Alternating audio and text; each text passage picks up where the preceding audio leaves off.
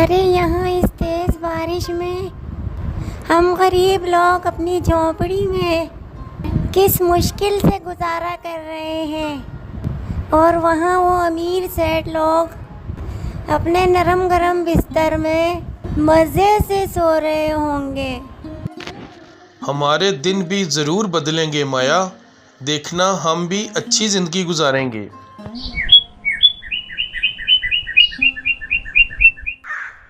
जुम्मन एक गरीब आदमी था जो अपना घर चलाने के लिए मेहनत मजदूरी किया करता था, जबकि सेठ लालू इंतहाई अमीर आदमी था जिसकी गांव में बहुत बड़ी करियाने की दुकान भी थी। वो ना सिर्फ अपनी करियाने की दुकान चलाता था बल्कि लोगों को कर्ज के तौर पर रकम भी दिया करता था और बाद में वो कर्ज सूद समेत वापस लेता था।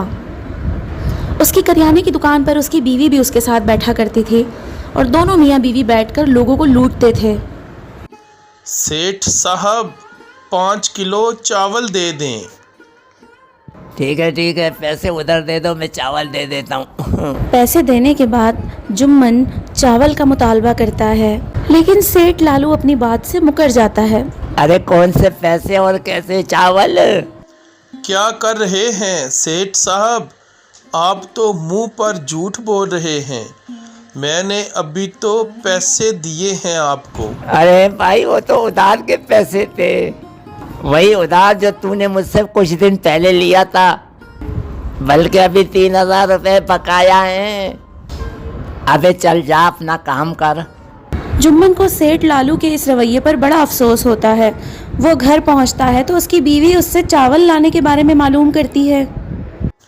वो पैसे सेठ साहब ने उधार के पैसों में काट लिए, चावल तो दिए ही नहीं। तौबा है, ये सेठ कितना जालिम आदमी है। अरे हमने इससे कुछ पैसे उधार क्या ले लिए, तो क्या ये हमें भूखा मार देगा? लगता है आज फिर भूखे पेट ही सोना पड़ेगा। अगले दिन सुबह सुबह घर के बाहर शोर मचना शुरू हो जाता है। अरे ये बाहर कैसा शोर हो रहा है? मैं बाहर जाकर देखता हूँ ये कैसा शोर है।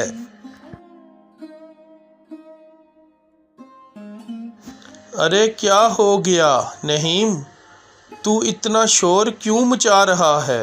अरे क्या बताऊं भैया, वो जो सेठ लालू है ना, अरे मैं अपने पैसे उसको देकर गया था कि अपने पास हिफाजत से रख लेना। मैं गांव से वापस आया तो अब वो मेरे पैसे देने को तैयार ही नहीं है। अब तू ही कुछ बता, मैं क्या करूं? ये सेठ तो बहुत ही बेईमान है, कसम से। चलो हम चलकर इससे बात करते हैं। जुम्मन और नईम दोनों सेठ लालू के पास पहुंचते हैं और उससे शिकायत करते हैं, लेकिन सेठ लालू अपनी कोई गलती मानने को तैयार ही नहीं था। अबे ज़्यादा दिमाग ख़राब मत कर, बड़े आए पैसे मांगने, पैसे दे दो। अरे भाई मैं कोई पैसा वैसा वापस नहीं करूँगा, जा जो करना है कर ले। ठीक है सेठ साहब, अब इस बात का फैसला तो गांव का सरपंच ही करेगा, वो भी पंचायत में। अब बात हद से गुजर चुकी थी और पानी सर से ऊपर चला गया था। नईम और जुम्मन अपना मसला लेकर पंचायत में पहुंच जाते हैं और सरपंच सेठ लालू को भी वहीं बुलवा लेता है। बिल आखिर सारी कहानी सुनने के बाद सरपंच फैसला दे देता है। मेरी बात गौर से सुन ले सेठ लालू, मेरा कानून बहुत सख्त है। सीधी शराफत से नईम के 2000 रुपये वापस कर दे, वरना मैं तुझे इस गांव में नहीं रहने दूंगा। नईम के पैसे तो उसे मिल जाते हैं, लेकिन उस दिन से सेठ लालू जुम्मन का दुश्मन बन जाता है। अरे जुम्मन भैया, तुम्हारा बहुत शुक्रिया, तुमने मेरे पैसे वापस दिलवा दिए, लेकिन ये सेठ लालू अब तुम्हें नहीं छोड़ेगा। हाँ, अरे बाद में देखी जाएगी मेरे यार, तू परेशान मत हो। जुम्मन घर पहुंचकर सारा किस्सा अपनी बीवी को सुनाता है। उसकी बीवी तो सर पकड़ लेती है। ये क्या मुसीबत आपने अपने सर ले ली है? अब देखना वो सेठ हमारा जीना हराम कर देगा। कुछ नहीं होगा माया, तुम परेशान मत हो, मैं देख लूँगा उस सेठ को। अबे तू क्या देखेगा, मैं तुझे देखूंगा। सीधी शराफत से कल ये झोंपड़ी खाली कर देना, वरना मुझे तो तू जानता है, तूने जो कर्ज मुझसे ले रखा है, अब उसके बदले मैं झोंपड़ी में रहूंगा, समझे। रात हो जाती है और काला अंधेरा छा जाता है। तेज बरसात शुरू हो जाती है। जुम्मन और उसकी बीवी अपनी झोंपड़ी में बैठे परेशान थे और सोच रहे थे कि अब हम क्या करें। एक यही झोंपड़ी थी जो हमारा आसरा था, अब ये भी अगर हमसे छिन गया तो हम कहाँ जाएंगे। इतने में दरवाजे पर दस्तक होती है।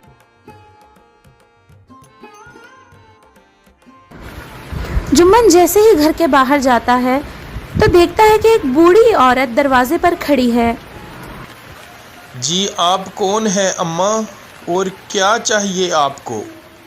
बेटा, मैं अपने बेटे के घर जा रही थी कि रास्ते में बहुत तेज़ बारिश शुरू हो गई। सोचा थोड़ी देर तेरी झोंपड़ी में गुजार लूं, मौसम ठीक होते ही चली जाऊंगी। क्या मैं थोड़ी देर तेरी झोंपड़ी में पनाह ले सकती हूँ? ठीक है, आप आज रात यहाँ हमारी झोंपड़ी में सो जाएं। सुबह मौसम ठीक हो जाए तो आप चली जाना। जुम्मन उस बूढ़ी औरत को अपने साथ अपनी झोंपड़ी में ले आता है और माया को बताता है कि ये बूढ़ी अम्मा आज रात हमारे ही झोंपड़ी में रहेंगी। बूढ़ी औरत सुकून से जाकर झोंपड़ी में सो जाती है।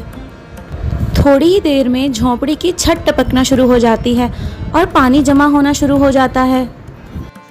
अरे माया, ये तो छत से पानी टपक रहा है, कुछ करो, वरना ये अम्मा बेचारी भीगकर बीमार हो जाएंगी। हाँ रुको, देखो मैं कुछ करती हूँ। उसके बाद जुम्मन और माया दोनों चादर पकड़कर खड़े हो जाते हैं और पानी बूढ़ी अम्मा पर गिरने के बजाय चादर पर आकर गिरता है। इस तरह वो बूढ़ी अम्मा भीगने से बच जाती हैं। सुबह जब बूढ़ी अम्मा की आंख खुलती है तो वो देखती हैं कि झोंपड़ी में जगह जगह पानी जमा हो गया है। वो बहुत हैरान होती हैं और पूछती हैं कि आखिर क्या मामला है। अम्मा, रात को बहुत तेज़ बारिश थी और तूफान आया था, इसलिए घर में पानी भर गया। हम आपके सर पर पुरानी चादर पकड़ के खड़े थे, इसीलिए आपको बारिश का पता नहीं चला।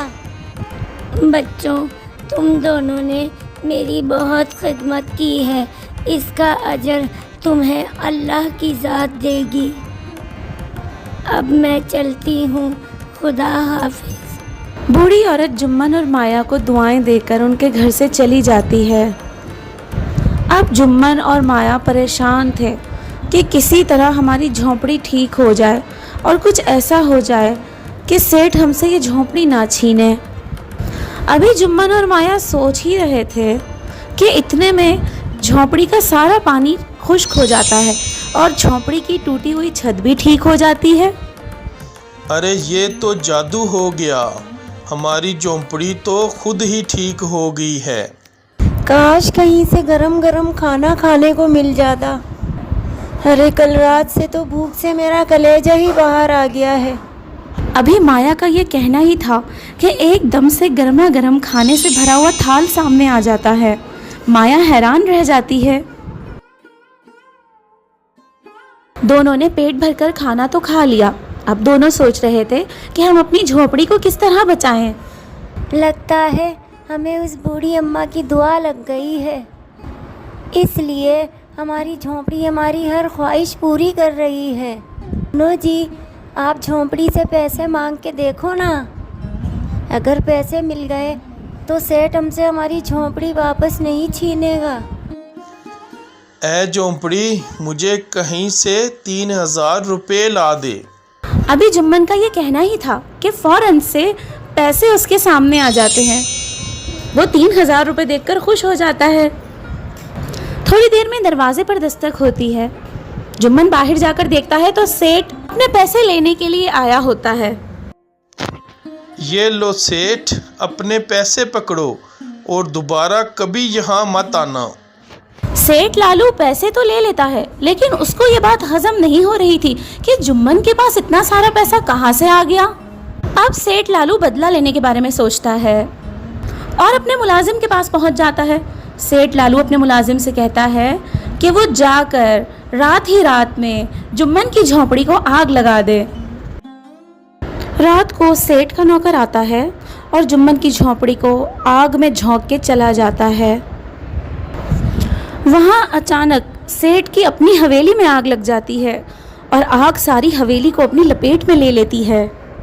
सेठ और उसकी बीवी हैरान थे कि अचानक उनकी हवेली में आग कैसे लग गई, जबकि ये सब उनकी बुरी नीयत का नतीजा था।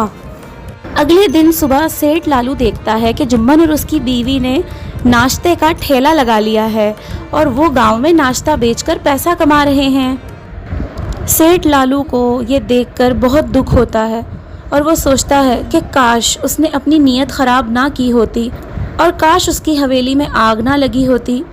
उसे समझ आ जाता है कि उसके साथ जो कुछ भी हुआ है उसकी बुरी नीयत का ही नतीजा है।